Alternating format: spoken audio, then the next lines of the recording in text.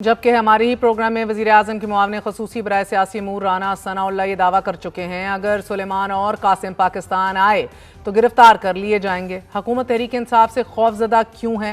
تحریک انصاف کی تحریک میں کتنا دم ہوگا؟ اور اب تو 2/3 اکثریت اور تگڑی حکومت ہے، تو اب اس طرح مزید جو ہے اگر پارلیمنٹ سے ایم پی ایز اور ایم این ایز کی نشستیں اسی طرح خالی ہوتی چلی گئیں، گرفتاریاں اور فیصلے آئے تو پھر کیا are we headed towards another election? بات کریں گے۔ ہمارے ساتھ وزیراعظم کے معاون خصوصی رانا ثناء اللہ موجود ہیں۔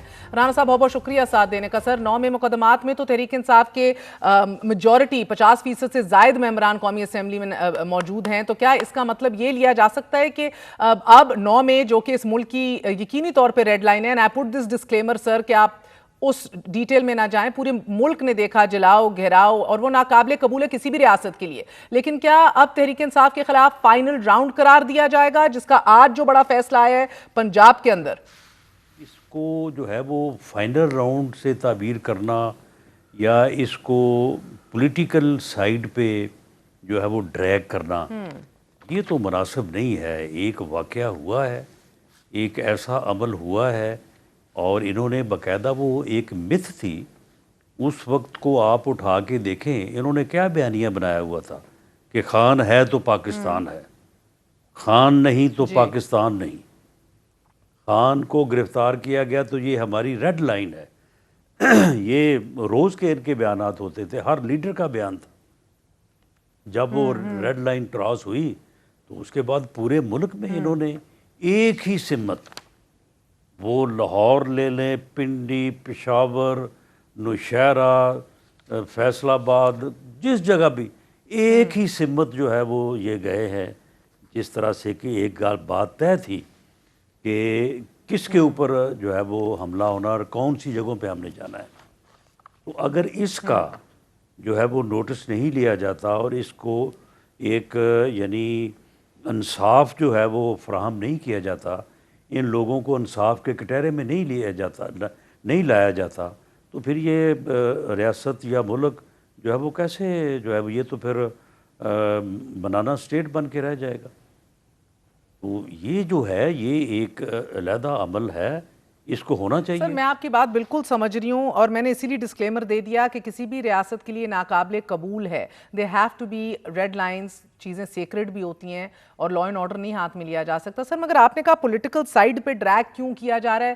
سر، بسد احترام مریم صاحبہ نے ہی ہمیں سکھایا، مریم نواز شریف صاحبہ نے، کہ کس طرح ججز پہ دباؤ پڑتا ہے، کس طرح سسٹم کو پریشر میں لایا جاتا ہے۔ جج ارشد ملک پر دباؤ کس طرح کا تھا، انہوں نے پریس کانفرنسیں کی، ہمیں ویڈیو ٹیپس دکھائیں، انہوں نے ہمیں ایجوکیٹ کیا۔ رانا صاحب، ہمیں تو نہیں معلوم تھا اس حد تک۔ تو جب ارشد ملک اور یہ پوری مہم چلائی مریم صاحبہ نے اور سسٹم پہ دباؤ کا سمجھایا، تو پھر آج جب یہ لوگ کہتے ہیں پی ٹی آئی والے اور پھر ذکر کرتے ہیں جج محمد عباس کا، کیونکہ جج صاحب تو خود چلے گئے لاہور ہائی کورٹ کہ مجھے دھمکی دی جا رہی ہے، کالیں وصول ہو رہی ہیں، عدالت کے باہر جو ہے وہ فائرنگ کی گئی، ٹرانسفارمرز اڑا دیے گئے، ان کے گھر کے باہر بھی فائرنگ کی گئی، یہ ساری تو آن دا ریکارڈ بات ہے، عدالتیں ہی ناکہ بندی کر کے بند کر دی گئی تھیں تب۔ پھر جج محمد عباس نے جو ہے ان 2 کیسز میں میرٹ پر فیصلہ دیتے ہوئے بے گناہ جیلوں میں پڑے افراد کو رہا کیا، یہ بھی میٹر آف ریکارڈ ہے، P T I us issue کو اٹھاتی ہے۔ تو یا تب آپ لوگ اگر سچ تھے تو یہ کدھر کھڑے ہیں؟ کیونکہ لاہور ہائی کورٹ کے پھر چیف جسٹس ملک شہزاد خان نے بھی جب یہ معاملہ اٹھایا تو ان کے اپنے اگینسٹ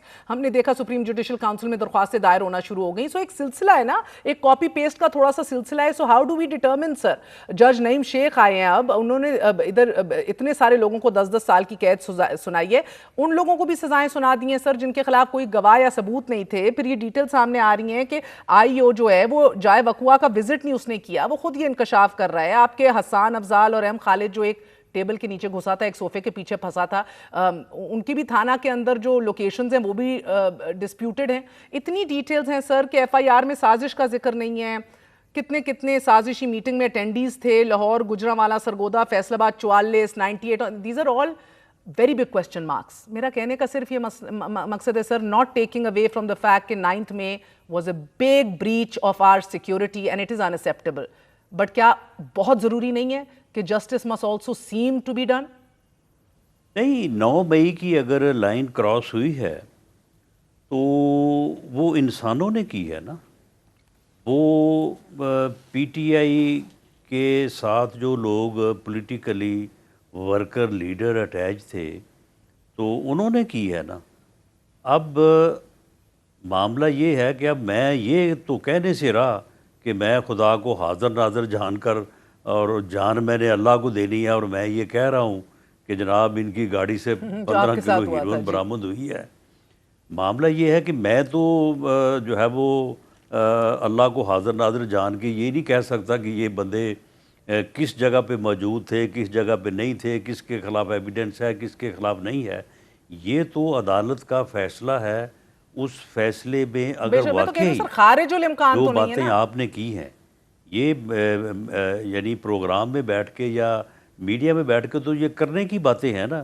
ہر آدمی اپنی طرف کی بات جو ہے وہ کرتا چلا جائے گا. معاملہ یہ ہے کہ اگر وہ فیصلہ جو ہوا ہے وہ اگر اس میں کوئی نقائص ہیں، اس کی انویسٹیگیشن ٹھیک نہیں ہوئی تو ٹھیک ہے، اس بنیاد کے اوپر لوگ بری بھی ہوتے ہیں. وہ اس فیصلے کو چیلنج کرے ہائی کورٹ میں، اور اگر ہائی کورٹ ان کو بری کر دیتا ہے تو سزا جو ہے وہ ختم ہو جائے گی، اور اگر ہائی کورٹ اپ ہولڈ کرتا ہے تو وہ سزا ان کو بھگتنا پڑے گی. سر آئی انڈرسٹینڈ دیٹ، مگر یہ یکمشت 10 سال کی سزا میں تو اس لیے پوچھ رہی ہوں کہ جو لوپ ہولز ہیں، جب ایک جج کہتا ہے کہ بلال اعجاز پی ٹی آئی کا سیکرٹری جنرل اور احمد چٹا جو سینٹرل پنجاب کے صدر ہیں پی ٹی آئی کے، یہ تو بری ہیں، ان کے خلاف تو کوئی شہادت بھی نہیں، جج صاحب ایسی باتیں کریں اور پھر ان کو 10 سال جج چینج ہونے کے اوپر سزا بھی مل جائے. میں نے اگین کہا سر مریم صاحبہ نے ہمیں ایجوکیٹ کیا، ہمیں نہیں پتا تھا کس لیول کی وہ ہوتی ہے، دباؤ ہوتا ہے. I am just asking you sir again, disclaimers اپنی جگہ موجود. آپ وکٹم رہے، آپ نے اپنا ایگزامپل ابھی دیا نا، سو میں تو کاپی پیسٹ کی بات کر رہی ہوں that we have to be very careful. اب کہیں نہ کہیں 9 مئی کے لبادے میں جنہوں میں چھپے سیاسی وکٹمائزیشن نہیں ہونی چاہیے نا. آپ اس بات پہ اگری کرتے ہیں، اور جنہوں نے باقی یہ کام کیا ان کو تو معافی بھی نہیں ہونی چاہیے پھر.